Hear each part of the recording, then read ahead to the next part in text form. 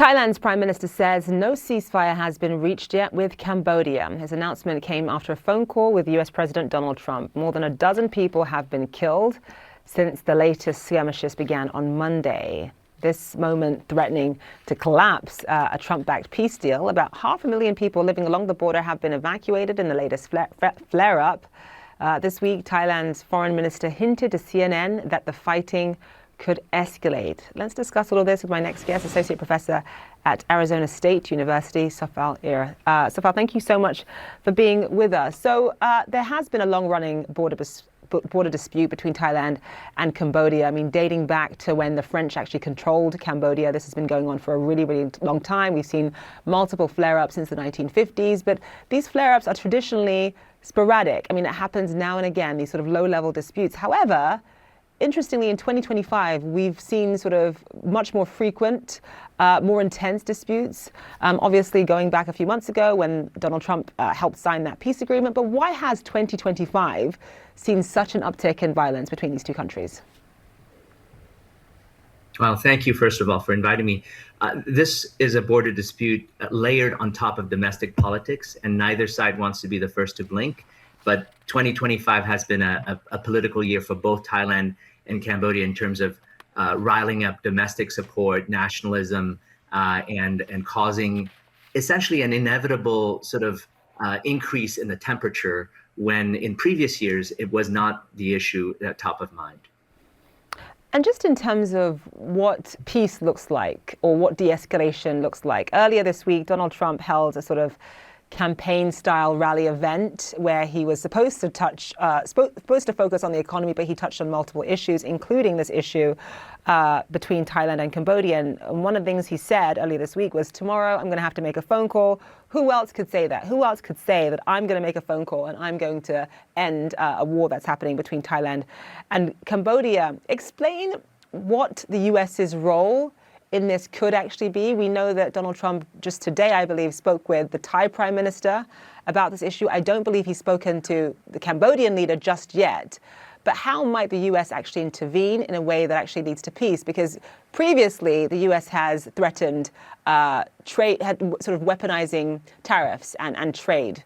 This time, that doesn't look like that's going to be Donald Trump's approach. So how is he going to push forward some kind of peace agreement this time?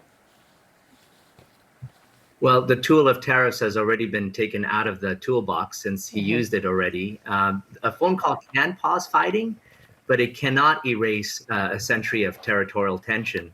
And while you asked, who else can make a phone call like this and get results?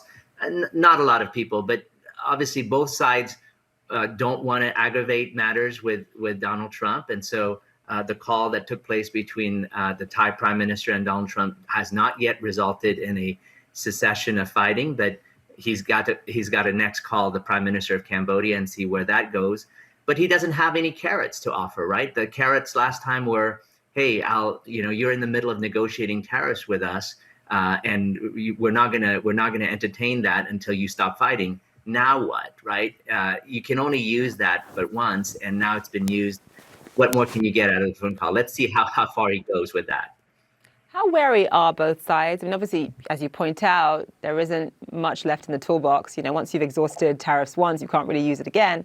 But how wary are both sides of US involvement, especially this idea of externally imposed solutions? I think Thailand is probably warier because it doesn't really want to involve the US. It's already more powerful militarily than Cambodia. Cambodia, on the other hand, wants US involvement insofar as they've even nominated Donald Trump for the Nobel Peace Prize, right? So they're the weaker power in terms of military, and so they need to get an external power to kind of get involved in the dispute, and that's the asymmetry of the situation. The U.S. is going to be, in Cambodia's eyes, more helpful towards Cambodia than it would be towards Thailand. Back in July, we saw a border dispute that lasted about 5 days with 200,000 people displaced.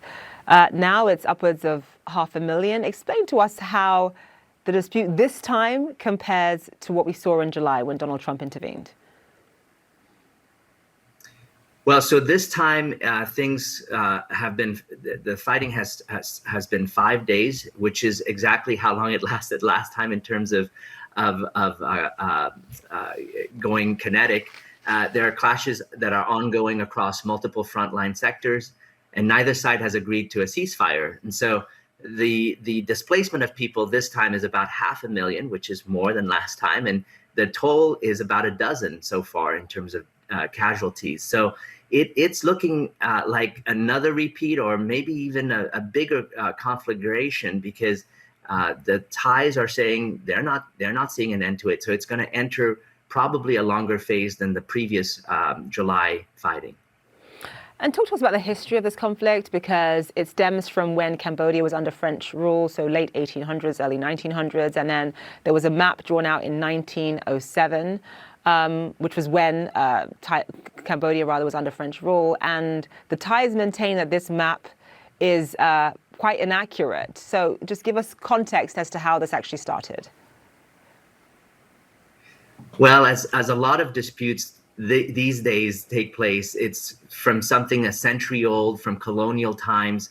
Thailand obviously was never colonized, but Cambodia was a protectorate of France. And so maps were drawn by the French at a scale that today would be seen as completely useless. I mean, it's so inaccurate that it makes it very difficult to figure out where the border post should be.